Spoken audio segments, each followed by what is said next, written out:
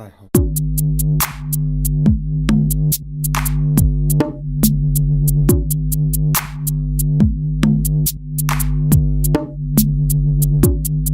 So both phones in the Apple iPhone 8 range have been around for a short while now, and we wanted to have a little bit of hands-on time with one before it's overshadowed by the new iPhone X that's due to come out pretty much any minute now.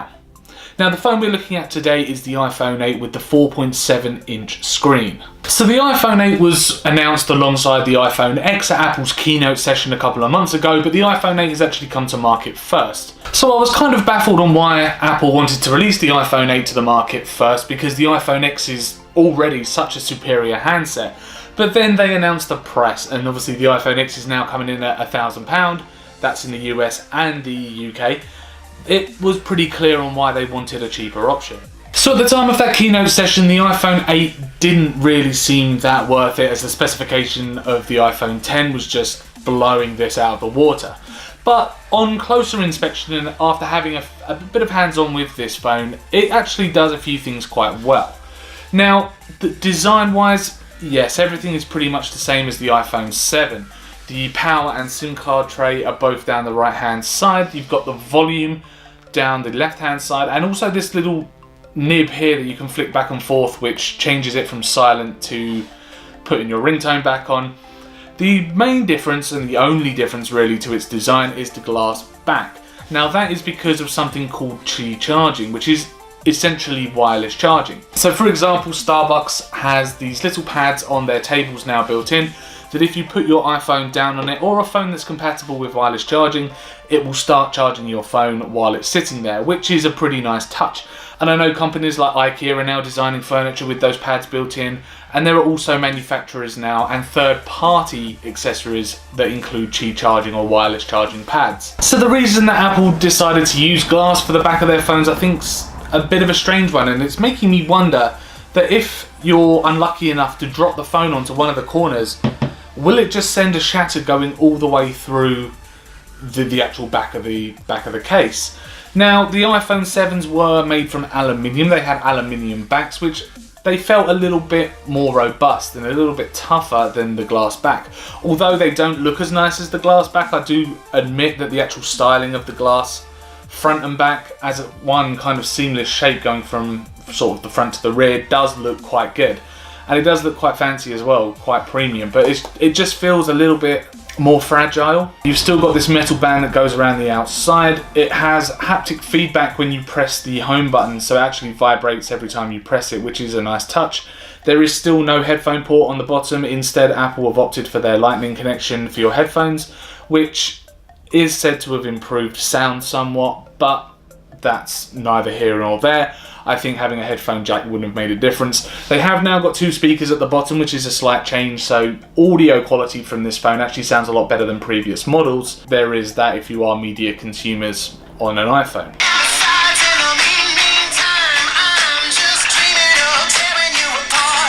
I also think that now the iPhone X is so close to release that this is really the last time we'll see this kind of design on an iPhone. Samsung have now got their sort of buttonless, bezel-less version with the S8, for example. Apple have followed in their footsteps. So I think that the age of the bezel-less phone is upon us. So if one thing has had an overhaul, it's the screen. Now it's not hitting a full HD resolution, it's not even hitting anywhere near 4K, but instead the screen is hitting 1334 by 750, which really puts it just above that 720p high definition bracket. So the main feature of the screen that has changed is the True Tone technology, which basically means it can detect what kind of situation you are in. So for example, if you are inside in a dimly lit room, the screen will lower the brightness and it'll also produce a cooler tone. And then if you step outside into a bright sun, the screen will brighten and then the color tone will change to a warmer kind of color. And then the last letdown about the screen is that it's still using IPS technology. Now, although it is a Retina display, so it is very sharp and the colors are very, very good, it's still not using the OLED screens that Samsung and LG are now opting for, and they're producing some really wonderful screens for mobile phones now. The screen here is still lacking behind in its technology, although it still does produce some pretty sharp images. Now, one big new feature and something that was pretty prominent at the keynote session is the new A11 Bionic chip processor.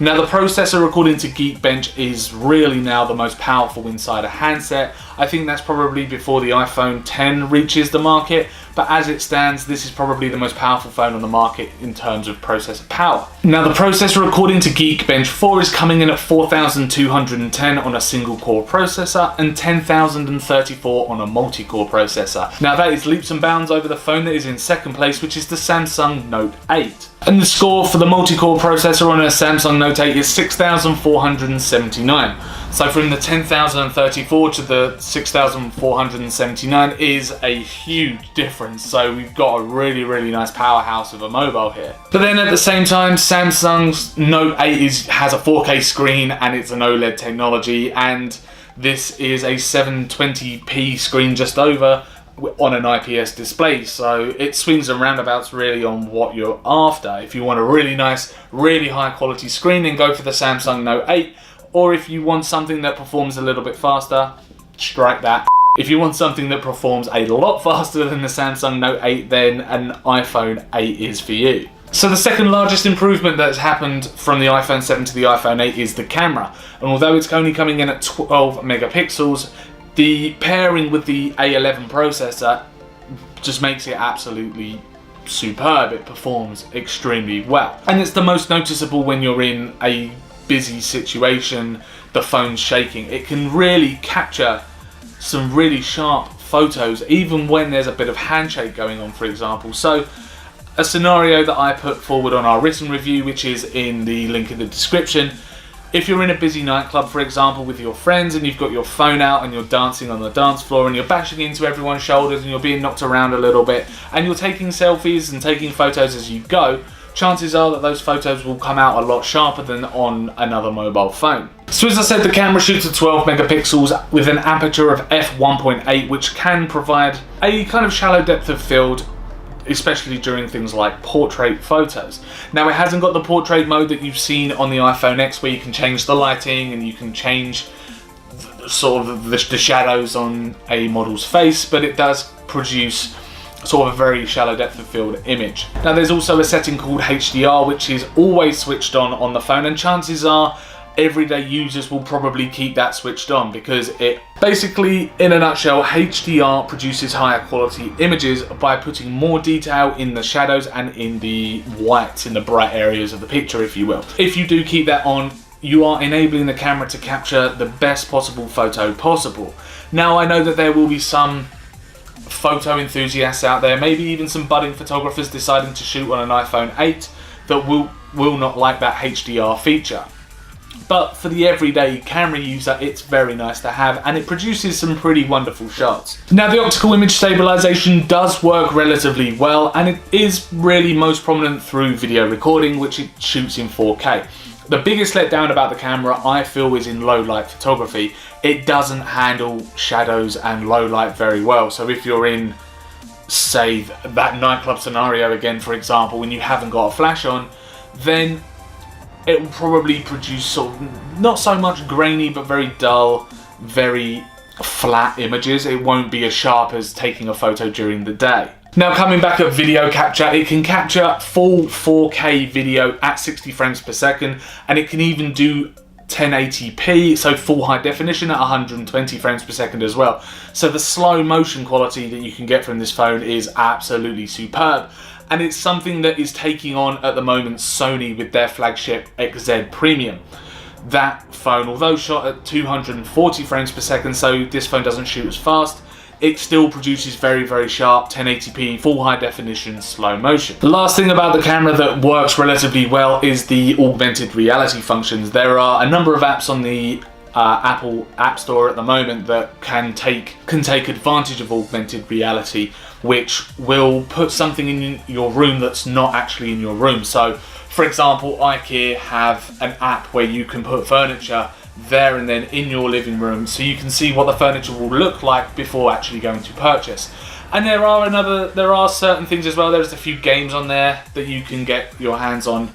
There are a few information and learning apps, like you can go inside body parts.